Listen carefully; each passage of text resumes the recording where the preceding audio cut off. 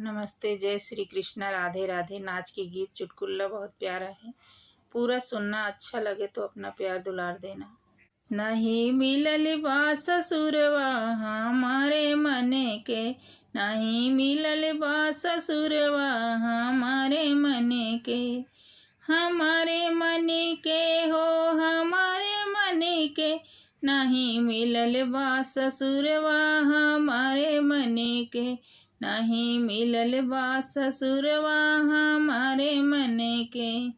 हमरे ससुर जी के महला दू महला, हमरे ससुर जी के महला दू महला, नहीं लगल बा खिड़किया हमारे मने के, नहीं लगल बा खिड़किया हमारे मने के, नहीं मिलल बा ससुरवा हमारे मने के, नहीं मिलल बा ससुरवा हमारे मने के, हमारे मने के हो हमारे मने के, नहीं मिलल बा ससुरवा हमारे मने के।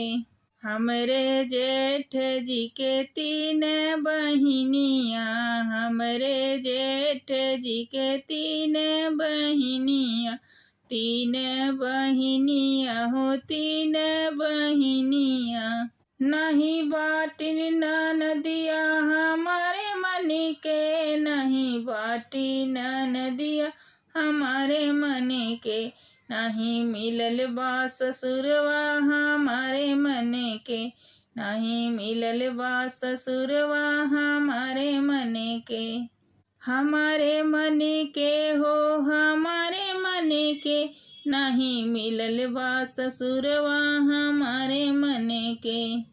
हमरे सजन जी के जवन ससुररिया, हमरे सजन जी के जवन ससुररिया, उहै बढ़िया नैहरवा हमारे मने के, उहै बढ़िया नैहरवा हमारे मने के, नहीं मिलल बा ससुरवा हमारे मने के, नहीं मिलल बा ससुरवा हमारे मने के, हमारे मने के हो हमारे मने के, नहीं मिलल बा ससुरवा हमारे मने के, नहीं मिलल बा ससुरवा हमारे मने के।